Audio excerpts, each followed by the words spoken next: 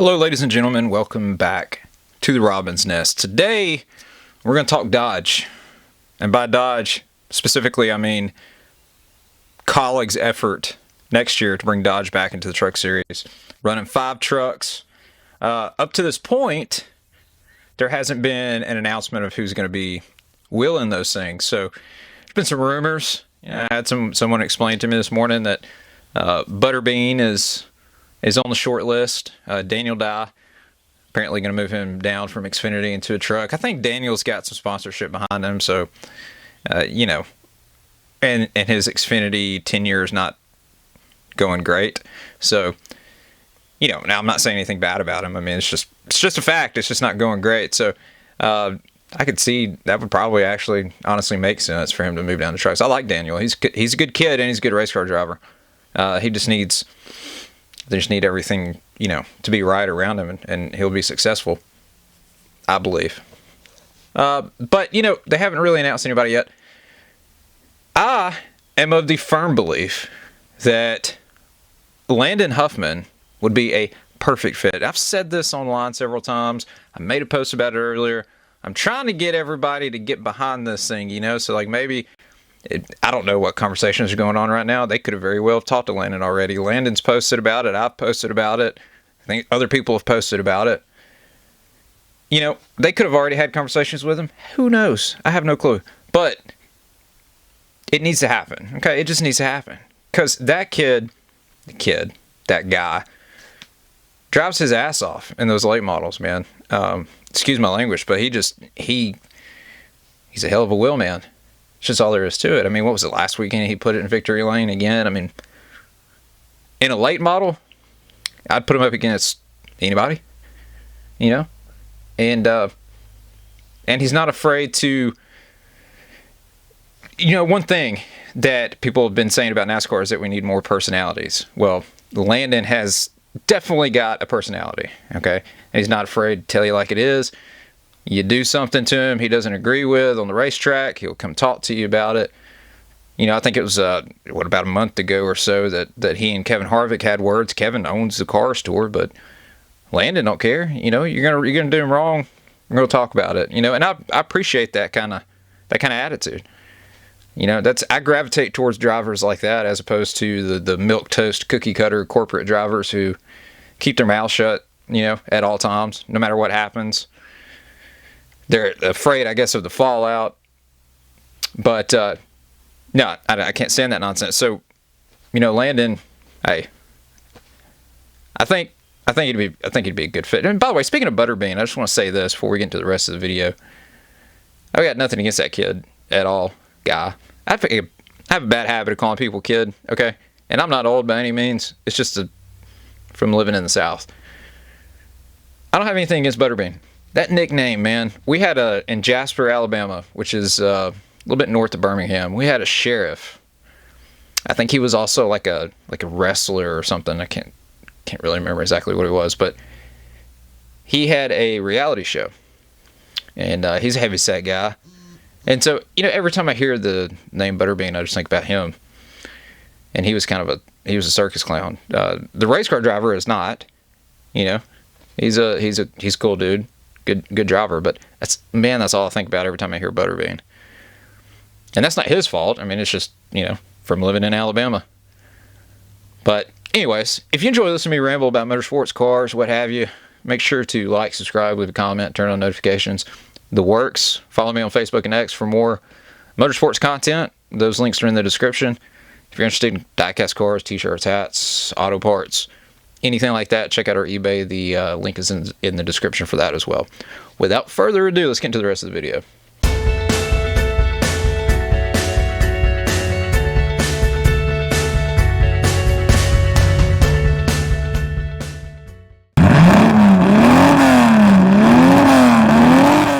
I gotta say this real quick about Dodge. You see I got that hanging up today? I gotta show my sport. I love Dodge. My grandmother and my great-grandfather, so her daddy, they were Dodge fanatics. And then by extension, my great-grandmother, I should say, my grandmother's mother, she was a Dodge. She had a Dodge Diplomat when I was a kid. Now, I don't know if any of y'all are familiar with the Dodge Diplomat, but this thing was a monster. It was a land yacht. It was huge. I remember riding in that flipping car, man, and the AC didn't work, so it was hot all the time, and it had mechanical issues. My dad would always go over there and fix it for her. And but man, when it was running, that thing ran like a scalded dog. I mean, it would scream. Man, I miss that car. I don't even remember what happened to it after she passed away. I'm sure someone in the family bought it and probably, ran it to the dirt. But that was cool. And so my grandmother, when I was growing up, she had a Camaro. She had like a not early 90s. It was like early 80s Camaro. I don't remember exactly what year it was, but it was one that had kind of like it was not rounded off front end. It was still a square body car, but it kind of around the headlights was, kind of rounded off. I'm not a Camaro expert, just to be fair with you. But I remember that car. We were living in Texas, El Paso, Texas. And she, for whatever reason, I think she may have bought something else.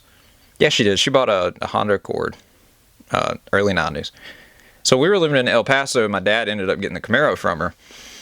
And I remember we lived probably a quarter mile from the military base. And so he'd go out there every morning, get ready to fire that thing up, go to work, and it wouldn't start. And he'd have to sit out there and he'd have to play with the carburetor. And finally, to get it running, go to the base, work all day, get ready to come home, it wouldn't start. And we weren't exactly rolling in money. So you couldn't just go out and take it to the shop. Plus, we didn't have time to take it to the shop. He was always at the base. And Mom was always at the house with us. And she had, at the time, a little Ford Escort. I wish I'd give anything to have this car. Okay, it was a wagon, early 90s. And man, that thing was cool. It was tiny. If you're familiar with Ford Escort, I mean, it's just a small car. It's basically like a Fiesta, similar deal. I think those are in the same class. I think Fiesta is what it's gradually evolved into, if I can talk. I love that car, man. They ended up selling it, but I'm getting off track. My grandmother, she had that Honda, and she got rid of the Honda, and she ended up getting a Dodge Stratus. And she loved that flipping car. I think it had like 300,000 miles on it when she finally got rid of it. And then she bought a Journey, and she drove the Journey all the way up until she died, and drove the wheels off of it.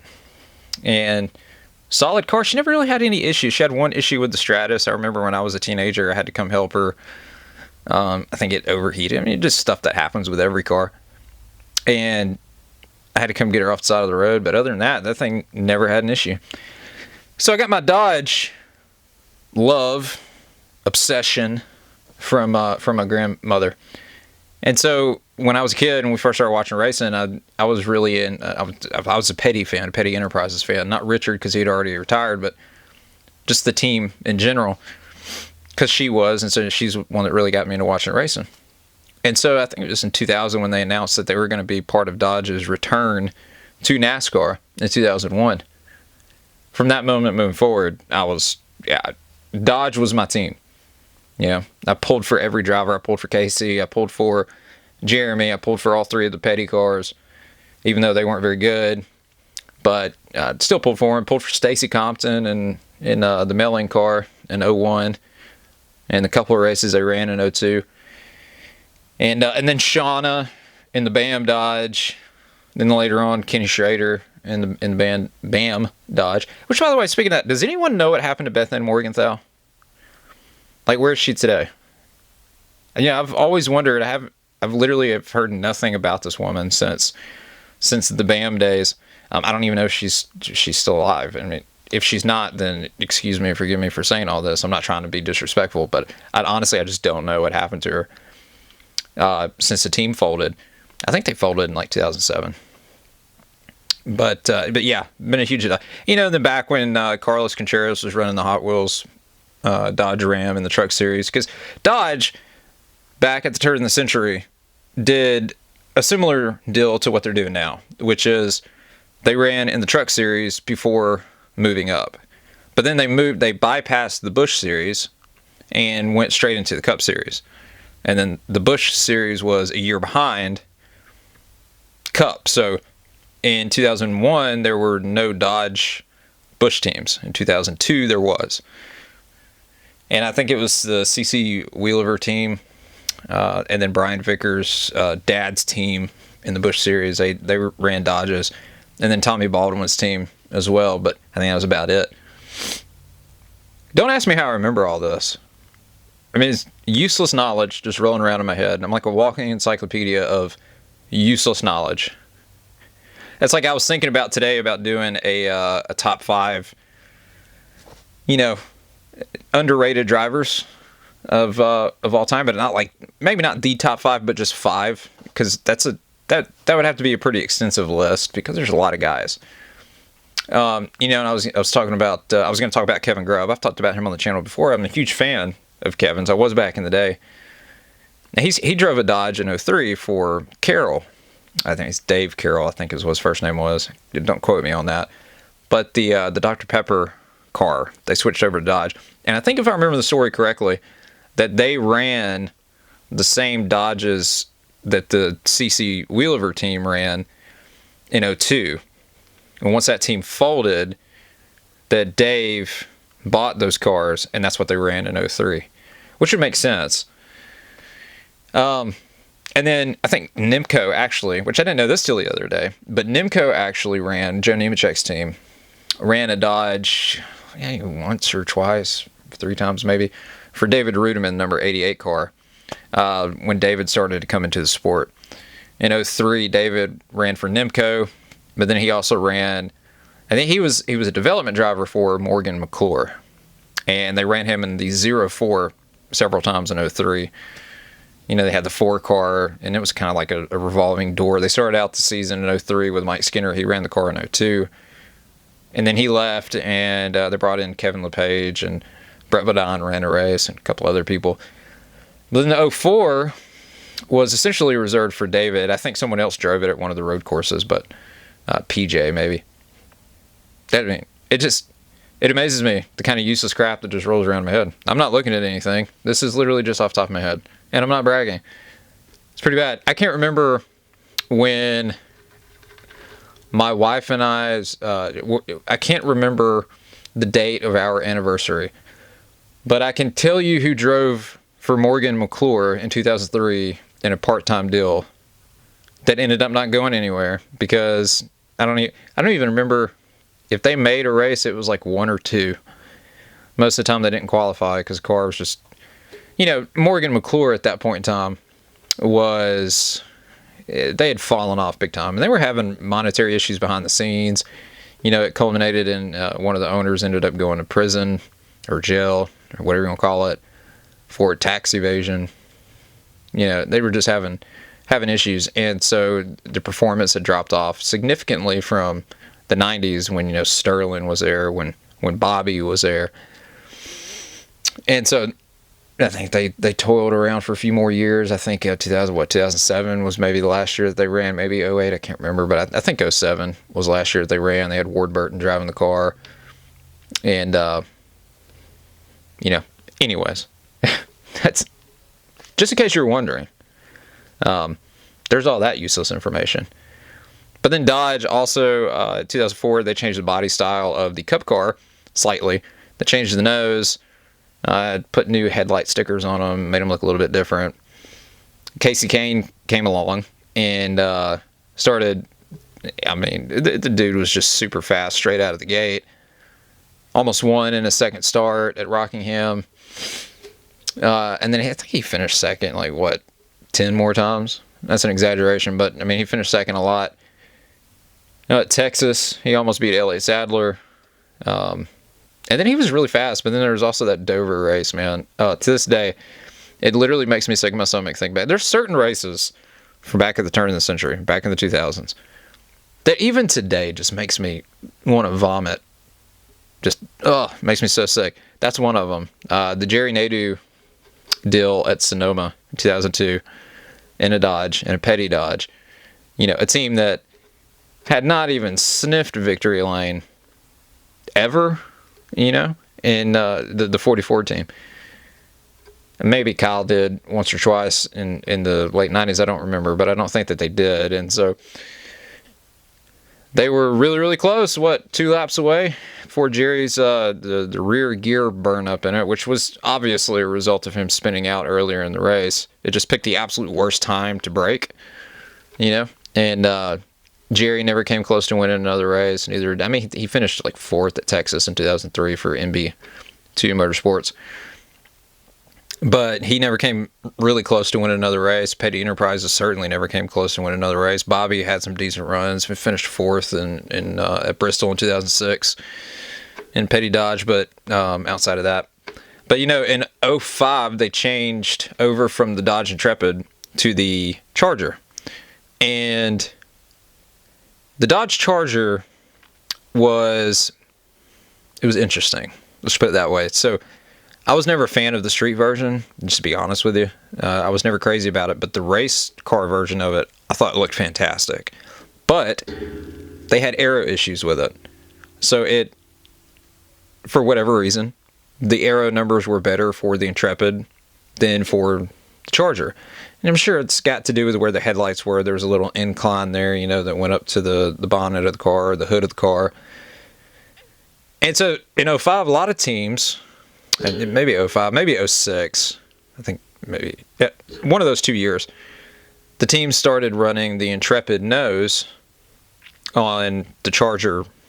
So, it was an Intrepid body, but it had, Charger stickers on the front of it. Ryan Newman, Penske. And see, I've never been a huge Penske fan, but during that era, I was all the way up until 2012. And then at that point in time, my interest in the sport as a whole, kind of, it's not that I'm not interested in the sport now. It's just I got interested in other forms of racing. But it just kind of went parallel with Penske or Dodge leaving the sport. But the point I'm trying to make is I was a huge fan of Dodge. Always have been. I'm super stoked to see them come back into the sport. I hope they do it the correct way and they're successful, and we eventually get back into the Xfinity Series and the Cup Series. Obviously, that's the plan. I mean, I'm under no illusions that they plan on coming back and running trucks for 10 years and then leaving again. Now, I mean, obviously, they're going to run trucks. They're going to get their feet back under them, and then they're going to go up to Cup and Xfinity at some point in the future. I think it helps a lot with the truck series that they run the Elmore engine. It's basically a spec engine. Everyone runs the same thing. That cuts costs a lot. It makes it a lot easier for Stellantis to feel good and give the green light to the project, and for it not to make anybody's tummy hurt. Which, I mean, I can't imagine the dollar figure what they're looking at just on its face right now getting back in there. Kaulig said that Dodge is going to do the sponsorship part of it's going to be all from Dodge. If I heard Chris Rice correctly, he said that if any of Matt's companies are going to be on the trucks, then they're going to have to pay for it. It's not going to be, free sponsorship deal. I'm not exactly sure how all that stuff works anyways. I doubt very seriously that they've just been, that leaf filter was on the car for the first 3 or 4 years and there was no money being generated there. I don't see that, because if that's the case, then the car basically was running unsponsored.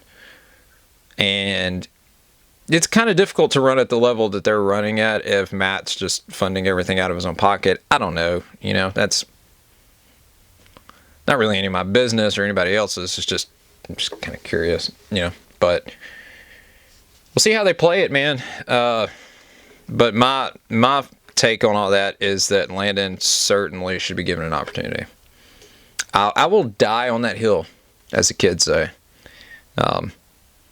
And I know for a fact that the kids say that because I hear it all the time. I have a 15-year-old. I posted earlier, I was pretty excited about it. I have a 1993 Chevy S10. If you follow this channel at all, we've been working on rebuilding it. It's a V6, which I'm, whatever. They don't have a lot of grunt V6, especially that particular one. I can't remember if it's like a 2.4 liter or something like that, but it's not throaty. That's what I should say. It doesn't have a lot of oomph. But it's got a carburetor issue, and it won't run. It'll run for, if you spray carb cleaner down its throat, it'll run for like 10 minutes with no problem. Idle, perfect. It'll just sit there and purr. But outside of that, it'll run for, I don't know, a minute or two before it starts coughing and spitting and running like complete garbage. But the alternator was bad on it. So I had posted earlier, I bought a new alternator. Came all the way from, I believe, Wyoming. And it showed up earlier. Now I was fired up, man. Go out there and pop the hood. Went through all the nonsense of getting the alternator off. But the alternator on that truck, it's not exactly difficult to get off. So the tensioner pulley is like right in front of you. It's basically on top of the motor. The alternator is on top of the motor, just kind of suspended there. So you just, you bust the belt loose and then take a few bolts out and put the other one in. Went through all that, got the new one, picked it up, opened it out of the box, put it up there, and wouldn't you know it, it's the wrong flipping alternator. So frustrating. We've had pretty bad luck with cars over the past couple of days. So my wife has a 2014 Nissan Quest, and she loves that van. I love that van. It's perfect. We got a house full of kids, I don't mind the minivan dad life thing. Doesn't bother me. Doesn't bother me in the slightest. I don't care who wants to make fun. Does not bother me. We put a Nismo sticker across the top of the windshield. So we fool people into thinking that it's I don't know, like a GTR Quest. It's not. That doesn't even exist. We've done absolutely nothing aftermarket under the hood or anything like that. It is a slow minivan. Anyways, we had a strut replaced on it probably 2 months ago. It was making a lot of racket from the left front. Our driveway's not paved, so over time, every car that we've ever had since we've lived here, the suspension's been wore out. We drive slow on the driveway, but it doesn't matter. And so we took it over there. They were like, yeah, it's the strut. That's what's making all the noise. So I paid them to put a new one on. And, a month later, it was back to making the same racket. So there's no way that the brand new strut had gone bad in that period of time. Took it over there yesterday. They had it all day. Then they called me and they're like, hey, the strut's not the problem. We don't know what the problem is. How do you not know what the problem is? You're a mechanic shop. Like, this is your job and this is what you do. I'm not making it up in my head. This thing's making a racket. You can hear it's almost like a bushing or something for a control arm or something is bad, because it's like every time you go over a bump, it's not necessarily so much a noise as it is you can feel a mechanical pop, and that's what it feels like to me, is like a bushing's gone bad somewhere. And then when you get up to like 70 or 70, you shouldn't be going any faster than 70 ordinarily. Anyways, you get up to that speed and the wheel starts shaking back and forth, and tires are good on it, so that's not the problem. But anyways, now we got to figure out something to do about that. Take it somewhere, a different shop, and spend more money getting it figured out. And then we got to get this truck running. And then I got to get my son something to drive, because we're going to give him the truck, but then it turns out that I actually need the truck more than he needs the truck. So we found a Jeep. Probably going to buy him. But you know what I should do? I should just buy him a Dodge Ram. But an old one. Like a 1999. Where the front's kind of, shaped like an actual Ram, like the horns. Those things are sick. Problem is finding one that's still in decent shape. Everybody got the good out of those things. They're good trucks. So, if you're going to own one, yeah, you're going to drive the wheels off of it. I know I certainly would. But anyways, that's it for today. We will get back into news and stuff tomorrow. Just felt like rambling today. And if you enjoy listening to that, make sure you like, subscribe, leave a comment, turn on notifications. The works. If you're interested in diecast cars, t-shirts, hats, auto parts, anything like that, check out our eBay. The link is in the description. Follow me on Facebook and X. I post motorsports content daily, all day. Because when I'm in between working or whatever, when I got free time, hey, I'm going to talk about what's near and dear to my heart. My family is number one. Motorsports number two. Close number two, but it's a number two. Family first, baby. Anyways, thank you guys for watching. God bless. See ya. Oh, wait. Peace. See ya. Almost forgot that.